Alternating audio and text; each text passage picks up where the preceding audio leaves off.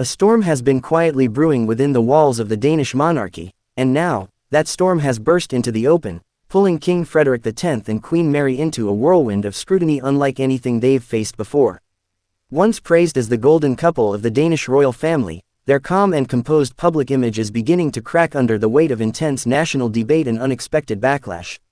As Denmark looks on, both mesmerized and concerned, the monarchy stands at a crossroads that could determine not only the future of the crown but the very identity of the nation it represents. King Frederik X ascended the throne amidst great national admiration, with Queen Mary by his side, a beacon of modern royalty, grace, and resilience. Together, they were heralded as the future of a monarchy that managed to remain relevant in an era of rising republicanism and deepening political divides. The Danish people embraced them not just as sovereigns but as symbols of tradition meeting progress, a monarchy finally in step with the 21st century. Yet beneath this shimmering facade, tension was quietly mounting, and today, it has erupted into a firestorm of public discourse that no one, not even the palace, can ignore. It began subtly, almost imperceptibly, with whispers and cautious criticisms about the couple's shifting public roles, the frequency of their joint appearances, and the tone of their communications. The press started asking questions, and soon, so did the public. Why was Queen Mary increasingly absent from significant events? Why did King Frederik seem more solitary in his royal engagements? Was there a reason for the sudden increase in solo appearances and quiet changes to protocol? At first, the palace offered no answers, hoping silence would suffice. But in today's hyper-connected world, silence only amplifies speculation, and speculation soon metastasized into outright controversy. Commentators began drawing attention to what they called a growing disconnect between the royals and the people. For the first time in years, criticism wasn't just whispered in elite circles or confined to tabloids, it was being voiced in parliaments, on television, and across social media platforms. This wasn't just a crisis of perception, it was a crisis of legitimacy. In the eyes of some Danes, the crown was beginning to feel less like a stabilizing institution and more like a relic of a bygone era, a symbol in danger of becoming irrelevant. Queen Mary, an Australian-born commoner turned regal icon, had long been lauded for her elegance, intelligence, and humanitarian efforts. Her story inspired millions around the world, but as the months passed, even her unwavering charm could not shield her from the tide of criticism.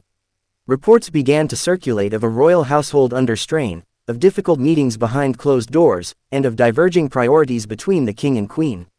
Were they growing apart? Was the pressure of royal life eroding the very unity they projected to the world? The media pounced, and soon the narrative spiraled beyond the palace's control. Even more explosive were the revelations that emerged from former royal aides and insiders, many of whom described a palace plagued by indecision and internal conflict. The transition from Queen Margrethe II to King Frederik X had not been as seamless as it appeared. Behind the scenes, sources claimed, courtiers were divided over how to modernize the monarchy without alienating traditionalists. Queen Mary, known for her progressive views and advocacy, often found herself at odds with more conservative elements of the royal apparatus. Tensions escalated, and whispers turned into open accusations, of favoritism, of overreach, and of misalignment with the Danish public. The debate reached a boiling point during a recent official event, when Queen Mary's absence was not only noted but deeply felt. Rumors swirled that the Queen had opted out of the appearance due to personal disagreements with the King over the handling of sensitive matters, possibly even family-related decisions involving their children or extended royal duties. The palace scrambled to issue a statement, citing scheduling conflicts, but the explanation did little to quell the outcry. The public wanted clarity, not platitudes. For the first time, questions about transparency and accountability were being leveled directly at the King and Queen, shattering their carefully curated image of unity. Public opinion began to split. Some Danes defended their monarchs fiercely, arguing that King Frederik and Queen Mary were navigating an extraordinarily difficult transition with dignity. Others were less forgiving, accusing the couple of tone deafness, poor communication, and a failure to connect with an increasingly diverse and demanding population. Debates erupted over the relevance of the monarchy in modern Denmark, with calls for constitutional reforms gaining traction. Even within the political establishment, murmurs grew louder. Should the royals have more oversight? Should their roles be reevaluated? Was it time to consider a Denmark without a monarchy at all? As if the internal strife wasn't enough, external pressures began to mount. The international media picked up on the controversy, drawing comparisons to royal dramas in other European monarchies, including the British and Spanish royal families. The Danish crown, long considered one of the most stable in Europe, was suddenly under global scrutiny. Stories of missed engagements, alleged power struggles, and public dissatisfaction painted a picture of a monarchy in quiet crisis. The pressure was relentless, and the response from the palace, slow, guarded, and vague, only fanned the flames. In the midst of all this, King Frederik remained outwardly composed, yet noticeably more introspective. His speeches became more cautious, his public appearances more deliberate. Observers noted a subtle shift in tone, a monarch trying to reconnect, perhaps even course-correct. But questions lingered. Was it too little, too late? Could Frederik, known for his calm leadership, steer the monarchy back to safe ground? Or had the tide of public sentiment turned irreversibly? Meanwhile, Queen Mary seemed to retreat further from the spotlight. Her absence became symbolic, not just of personal retreat, but of a deeper institutional uncertainty. Was she recalibrating her role? Was there a strategic withdrawal at play, or was it a sign of disillusionment? Speculation continued to swirl, with some suggesting that Mary may be considering a redefinition of her royal responsibilities altogether. Others worried the couple's united front was crumbling, replaced by competing visions of what the monarchy should become in a rapidly changing society. In response to the growing crisis, the palace finally initiated a rare series of internal consultations, reaching out to trusted advisors, senior politicians, and public figures. The aim? To assess the damage, chart a path forward, and, most importantly, re-engage the Danish people. Leaks from those meetings suggested a range of proposals were being considered, from increased transparency in royal affairs to more direct community involvement by the king and queen. Yet, critics remained skeptical.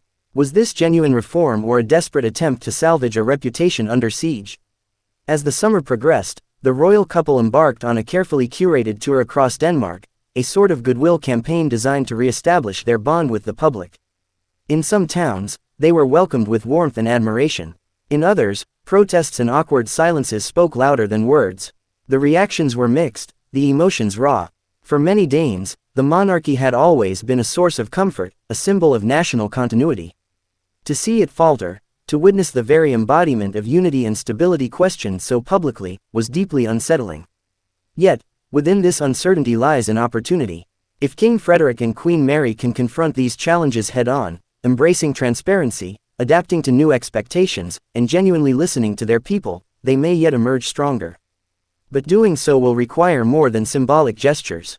It will demand real introspection, bold reform, and the courage to break with centuries-old traditions in order to remain relevant in an increasingly skeptical world. As this royal saga unfolds, one thing is certain: the eyes of Denmark, and indeed, the world, are watching. The next steps taken by King Frederik X and Queen Mary will not only determine their own legacy but may very well reshape the future of the Danish monarchy for generations to come. Will they rise to the occasion, or will they succumb to the mounting pressures that have felled so many royal houses before them? And now, the question that lingers in every heart and every conversation: can Denmark's most beloved royal couple withstand the weight of public expectation and reclaim their place as true symbols of unity, or is this the beginning of a royal reckoning that will change everything?